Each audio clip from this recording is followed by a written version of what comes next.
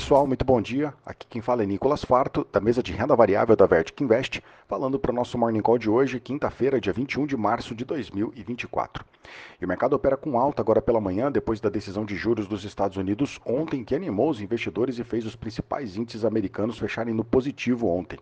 Lá na Ásia, hoje o Japão fechou com alta forte na esteira do movimento positivo do mercado americano ontem e com os investidores por lá também repercutindo a informação de que o Banco Central japonês deve manter alguns estímulos econômicos mesmo depois de ter elevado a taxa de juros. Já na China, hoje o viés foi de queda, com o mercado lá de olho na publicação dos PMIs que vão sair hoje e que podem dar mais detalhes sobre o nível de atividade econômica por lá. Indo para a Europa, hoje o viés lá é positivo, com o mercado europeu repercutindo a decisão de juros do Banco Central da Suíça, que foi o primeiro grande banco central a cortar a taxa de juros, o que sinaliza que o ciclo de queda lá no continente europeu também pode estar bem próximo.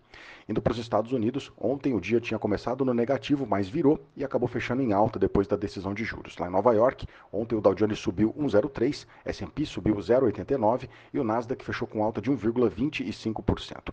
O grande destaque do dia foi mesmo a decisão de juros, que veio conforme o esperado, com a manutenção da taxa no intervalo entre 5,25% e 5,5% ao ano.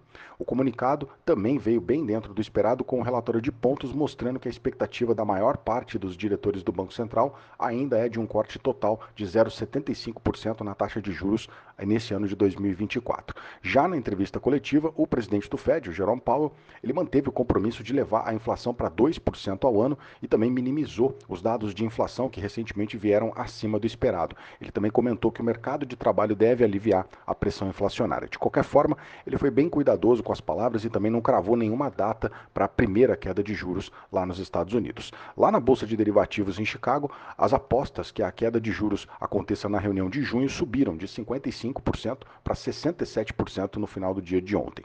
A leitura foi que a decisão e o comunicado vieram bem dentro do esperado pelo mercado, o que acabou aliviando a pressão nos últimos dias e fez o ânimo dominar o resto da sessão de ontem. Agora, no pré-mercado americano, os principais índices estão sinalizando que devem continuar o movimento de alta no dia de hoje e na agenda o destaque deve ficar para os pedidos de seguro-desemprego semanal, que vão dar mais informações sobre como é que está o mercado de trabalho lá nos Estados Unidos.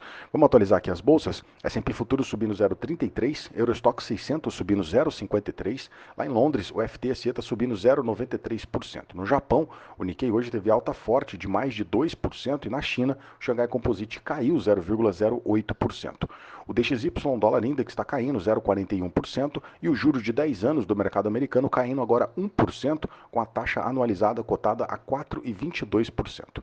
O petróleo está caindo agora pela manhã, o petróleo Brent cai 0,07%, com o barril cotado a 85 dólares e 89 centavos agora.